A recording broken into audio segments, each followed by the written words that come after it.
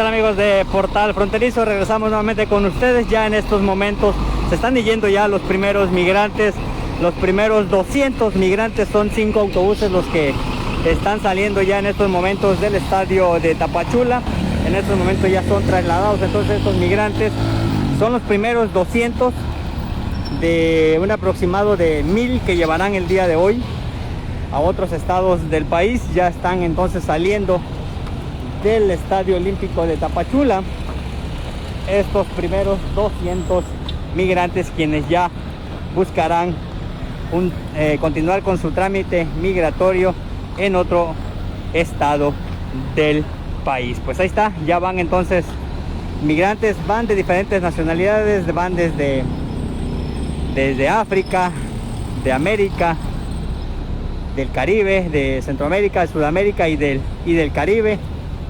Son ya los primeros migrantes entonces que están saliendo en estos momentos ya del Estadio Olímpico de Tapachula. Ya se dirigen entonces hacia la carretera costera que los llevará a algún otro lugar del país. Está lo que está pasando entonces en estos momentos con estos ya autobuses con más de 40 migrantes son los que van arriba. Son 40 los migrantes que llevarán cada autobús, son 5 por el momento. Son entonces 200 los migrantes los que ya van camino a diferentes estados del país.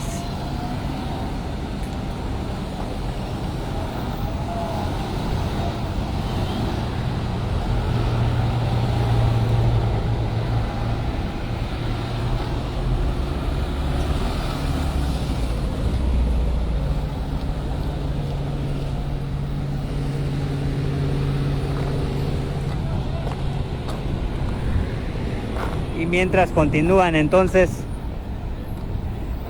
el registro de decenas y miles ya de migrantes que siguen llegando al Estadio Olímpico de Tapachula.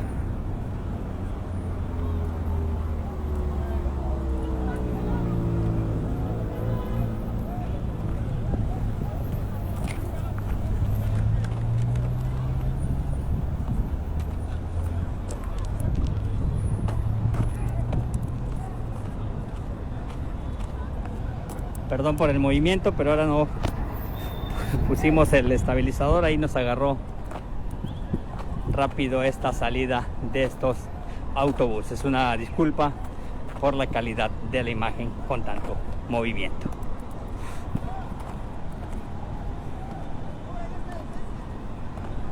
Continúan entonces subiendo más migrantes a estos autobuses.